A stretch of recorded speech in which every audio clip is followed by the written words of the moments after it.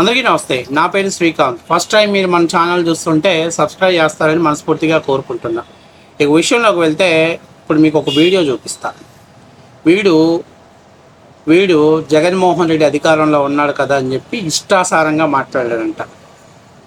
ఇప్పుడు వాడికి సీన్ అర్థమైపోయింది. జగన్మోహన్ రెడ్డి అధికారాన్ని కోల్పోతే మనల్ని కేసీపీడీ ఆడిస్తారని చెప్పి మనోడికి అర్థమైపోయింది. అందుకని ఫస్ట్ ఆఫ్ ఆల్ వాడు ఏం మాట్లాడాడో, ఎంతటి లాంగ్వేజ్ వాడాడో, తర్వాత వాడు ఎలాంటి వివరణ ఇస్తున్నాడో నేను మీకు చూపిస్తాను. ఫస్ట్ మనోడు ఏం మాట్లాడుతున్నాడో ఒకసారి మీరందరూ కూడా ఈ వీడియోని చూసి, అంటే వైసీపీ ఎంత బూతు సామ్రాజ్యాన్ని క్రియేట్ చేసిందో అనే దానికి ఇది ఒక నిదర్శనం. ఇందాక చాలామంది వచ్చారు, మహిళల ఆత్మగౌరవం దెబ్బతింటుంది, అది ఇది బొంగు భోషానం అంతా మాట్లాడారు.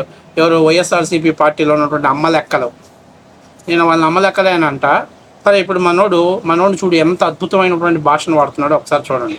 లోకేష్కి అల్లుచ్చానా పడక నీ అబ్బా నువ్వు తిట్లు తిట్టుకుంటున్నావు ఇవాళ. నీ అమ్మనాడు ఎవడ అసెంబ్లీలో తిట్టడం కాదు, నేను తిడతాను ఇవాళ. ఏం పీకినా పడకను, ఏం పీకినా పడక ఇవాళ వర్షన పడకలారా. ఎలా నీ అమ్మని ఏదన్నాడు, నీ బాబు బుడిబుడి తక్కలు తీసాడు చంద్రబాబు నాయుడు. ఎలా లోకేష్ నీ బాబు బుడిబుడి తక్కలు తీసాడు కదా మీడియా మీదకి వచ్చి హూ అని చెత్తనా పడక. ఎలా నీ అమ్మ కొత్త ఆడదా. ఇంకా చాలా మాటలు మాట్లాడాడు. కాకపోతే ఒకటి ఏంటంటే ఇక్కడ చాలా ముఖ్యమైన విషయం ఏంటంటే, రాజకీయాలలో ఉంటే ఇటువంటి మాటలు మాట్లాడతారా, ఇటువంటి లాంగ్వేజెస్ని యూజ్ చేస్తారా, ఈ విధంగా మాట్లాడతారా రాజకీయాలలో ఉంటే?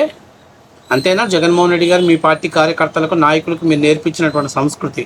మళ్ళీ పైకి వచ్చి మా పార్టీ మహిళల కోసం మహిళా పక్షపాతి జగన్ కాదు జగన్ అన్న అంటే ఆడపడుచుని ఇంత బాగా గౌరవిస్తావు నువ్వు. సొంత చెల్లెలు షర్మిలారెడ్డినే ఎంత అద్భుతంగా గౌరవించావో రాష్ట్ర ప్రజలంతా చూశారు. సరే, వీడికి అప్పుడు వాడు ఏమంటున్నాడంటే, అధికారంలో ఉన్న జగన్మోహన్ రెడ్డి అధికారంలో ఉన్నప్పుడు మరి వీడు నోటికి ఈ విధంగా మాట్లాడాడు. ఇప్పుడు వాడు ఏం చెప్తున్నాడో, వాడు ఇప్పుడు ఎంత ప్రాధేయపడుతున్నాడో, అసలు వాడు మాట్లాడిన దానికి ఎక్కడ లాజిక్ ఉంది. వాడు ఏమంటున్నాడంటే, ఆ వీడియో ఇప్పుడు కాదు 2023లో ఆ వీడియో అంటున్నాడు. సరే, ఒకసారి వాడు మాట్లాడిన దాన్ని, ఆ వీడియో సోషల్ మీడియాలో అంత పెద్ద వైరల్ అయిన తర్వాత ఇప్పుడు మనోడు దానికి ఎక్స్ప్లెనేషన్ ఇస్తూ మళ్ళీ అడిషనల్గా నేను పలానా కమ్యూనిటీకి సంబంధించినటువంటి వ్యక్తిని అని చెప్పేసి కవర్ చేసే ప్రయత్నం చేస్తున్నాడు. ఒకసారి చూడండి మనోడు ఏం మాట్లాడుతున్నాడో. మాట్లాడిన తర్వాత అందులో కూడా మనకు క్లారిటీగా అర్థమైపోయింది. ఒకసారి చూడండి. నేను లోకేష్ గారిని తిట్టినటువంటి వీడియోలు ఇవి ఇప్పుడు జరిగినవి కాదు, గత 2023లో జరిగినటువంటి వీడియోలు అవి. అప్పుడు నా భార్య ఫోటోలు మహాసేన రాజేష్ అతని అనుచరులు చాలా దారుణంగా మార్ఫింగ్లు చేస్తే నేను రాజోల పోలీస్ స్టేషన్ లో కంప్లైంట్ ఇచ్చాను. ఆ సందర్భంలో లోకేష్ గారికి పదే కంప్లైంట్ ఇస్తే ఆయన పట్టించుకోలేదనేటువంటి కోపంతో ఆ వీడియోలు నేను అప్పుడు మాట్లాడడం జరిగింది. ఆ తర్వాత నేను మళ్ళీ ఆయనకి క్షమాపణ చెప్పాను, ఆ వీడియోలు డిలీట్ చేశాను. ఆ వీడియోల మీద కూటమి ప్రభుత్వం ఏర్పడిన వెంబటే నా మీద 3 చోట్ల కేసులు కట్టారు. నేను రిమాండ్ కూడా వెళ్లి రావడం జరిగింది. ఇప్పుడు మరలా ఆ వీడియోలన్నింటినీ కూడా మహాసేన రాజేష్ వాడి అనుచరులు దాన్ని ఫార్వర్డ్ చేస్తా ఉన్నారు. అవన్నీ కూడా పాత వీడియోలు, అప్పుడు నేను డిలీట్ చేసిన వీడియోలు. నేను ఈ మధ్యకాలంలో ఎప్పుడు కూడా లోకేష్ గారిని కానీ కూటమి ప్రభుత్వం కానీ నేను అంత దుర్భాషలు ఆడుతూ మాట్లాడినటువంటి వీడియోలు నేను గతంలో కూడా ఎప్పుడు మాట్లాడేది ఒక్క వీడియో మాట్లాడాను. అది కూడా నా భార్య ఫోటోలు దుర్మార్గంగా దారుణంగా మార్ఫింగ్ చేస్తే నేను మాట్లాడినటువంటి వీడియో మరలా కొన్ని నిమిషాల వ్యవధిలోనే ఆ వీడియో నేను అప్పుడు డిలీట్ చేస్తే దాన్ని సేవ్ చేసుకుని ఈ విధంగా నా ఫోన్ నెంబర్ వేసి మళ్ళీ ట్రోల్ చేస్తున్నాడు మహాసేన రాజేష్. ఈ విషయాన్ని అందరూ గమనించింది. అది పాత వీడియోలు, ఇప్పుడు మాట్లాడిన వీడియోలు కాదు. వాటి మీద నేను ఆల్రెడీ జైలుకు కూడా వెళ్ళి రావడం జరిగింది. Thank you. లోకేష్ సార్, ఇప్పుడు నేనేమంటున్నానంటే, వాడు అంటున్నాడు ఇది ఇప్పుడు వీడియో కాదండి, అప్పుడు ఏదో నాకు జగన్మోహన్ రెడ్డి ఆఫీస్ నుంచి నేను బోరుగడ్డ అనిల్ లాంటి వాడిని ఇన్స్పిరేషన్గా తీసుకొని నేను మాట్లాడాను, పొరపాటు అయింది. ఆల్రెడీ నా మీద కూడా రెడ్ బుక్ రాజ్యాంగాన్ని అప్లికేటెడ్ చేశారు, సో దయచేసి మన్నించండి అని చెప్పేసి మనోడు చెప్తున్నాడు. ఇక్కడ నేను చాలా ముఖ్యమైన విషయం మాట్లాడుతున్నా. వైసీపీ వాళ్ళు మాట్లాడితే రాష్ట్రంలో రెడ్ బుక్ రాజ్యాంగం నడుస్తుందని అంటున్న వాళ్ళకి నేను చెప్తుంది ఏంటంటే, అరే ఇక్కడ ఇటువంటి భాషను ప్రయోగిస్తే, ఇట్లాంటి బూతులు మాట్లాడుతుంటే, ఇట్లా ఇష్టాసారంగా నోటికి వచ్చినట్టు ఏది పడితే అది మాట్లాడుతుంటే చూస్తూ ఊరుకుంటారా? ఇది ప్రశ్నించడం అంటారా? వాడు ఇప్పుడు ఏం చెప్తున్నాడు చూడండి. ఏమంటున్నాడు, మహాసేన రాజేష్ వాళ్ళ టీము నా భార్య ఫోటోలు ఎడిటింగ్ చేశారు 2023లో. దాన్ని నేను పదే నారా లోకేష్ గారు చెప్తే ఆయన పట్టించుకోవట్లేదని అక్కుసతోటి బాధతోటి నేను ఆ వీడియో మాట్లాడాను అని చెప్పేసి మాట్లాడుతున్నాడు.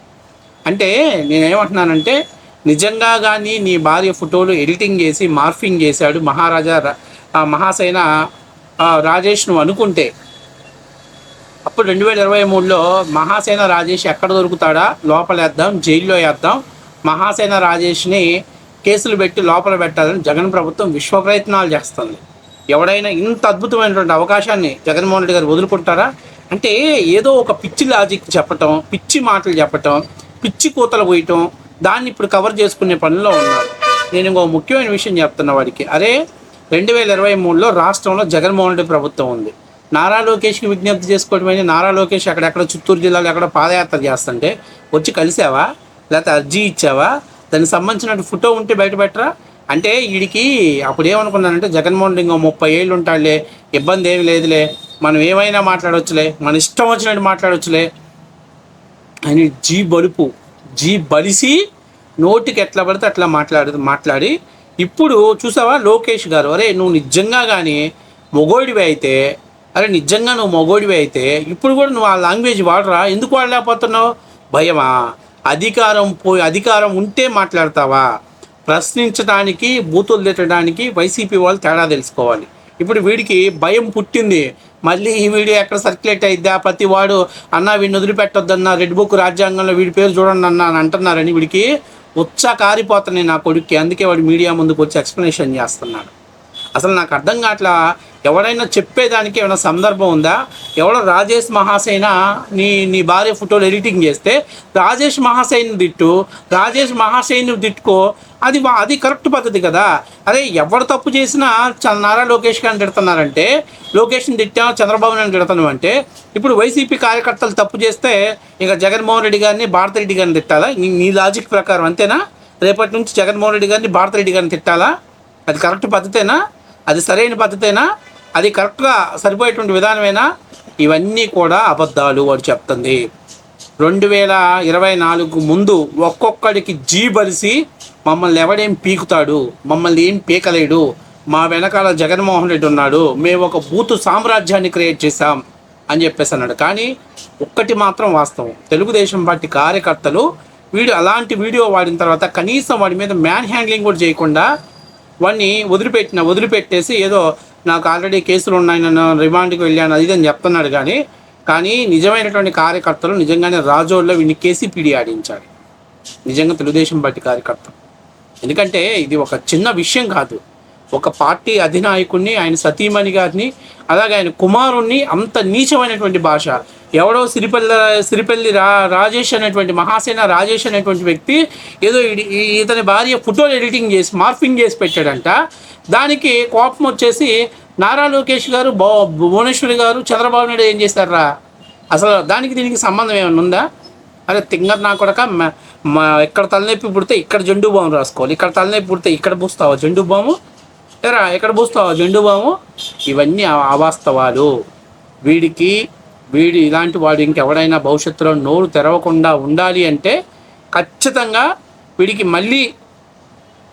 మరొకసారి సంస్కారం అంటే ఈ మధ్య ఆంధ్రప్రదేశ్లో, తెలంగాణలో నోటి దూలకి ట్రీట్మెంట్ చేస్తున్నారు. సో మేము కూడా ఏం చెప్తున్నాం అంటే, మేము కూడా గౌరవంగా మాట్లాడుతున్నాం, హుందాగా మాట్లాడుతున్నాం. మీరు వీడియోలు చూసుకోండి, 1-2 సందర్భాలలో ఎవరైనా అవాకులు చవాకులు పేరితే దానికి కౌంటర్ వచ్చే సందర్భం తప్ప నుంచి మిగిలినటువంటి ఏ సందర్భంలో మేము ఇలా మాట్లాడలే. కానీ వీడికి నేను ఏం చెప్తానంటే, బీ కేర్ఫుల్, కనపడితే ఖచ్చితంగా కేసీపీడీ ఆడిస్తారు. మర్యాదగా బేషరతుగా క్షమాపణ, అసలు క్షమాపణ అనేది క్షమాపణకి అర్హత అయినటువంటిది కాదు, ఇది అర్హత కలిగినటువంటి మాటలు కావేవి. ఏం సంస్కారం నేర్చుకున్నారా మీరు? ఏం సంస్కారం నేర్చుకున్నారు? రేపు జగన్మోహన్ రెడ్డి బయటకు వస్తాడేమో, ఏదో ఆ పిల్లోడు వాళ్ళ భార్య ఫోటోలు ఎడిటింగ్ చేశారని పాపం కడుపు మంట తట్టుకోలేక 2 మాటలు తిట్టాడే అనుకోండి, చంద్రబాబు నాయుడు గారు ఇలాంటి కేసులు పెడతావా అంటాడేమో ఆయన మహానుభావుడు. మరి ఆయన ఏందో రౌడీల్ని, గాంజాయి వాళ్ళని, అత్యాచారాలు చేసే వాళ్ళని, లేకపోతే రేపులు చేసే వాళ్ళని సమర్థిస్తున్నాడు. ఈ దౌర్భాగ్యం ఏంటో నాకైతే అర్థం కావట్లేదు. సో మొత్తం మీద ఇదంతా ఒక పకడ్బందీగా, ఒక ప్లాన్డ్గా జరిగినటువంటి వీడియోలు ఇవి. కేవలం వాళ్ళ మీద భౌతికంగా దాడి చేయటం లేక ఈ విధమైనటువంటి మాటల దాడి చేయటం కోసం జగన్ ఏర్పాటు చేసుకున్నటువంటి ఒక బూతు సైన్యం ఇది.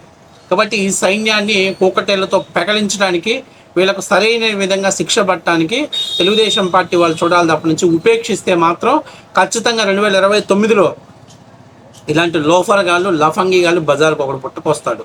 Be careful.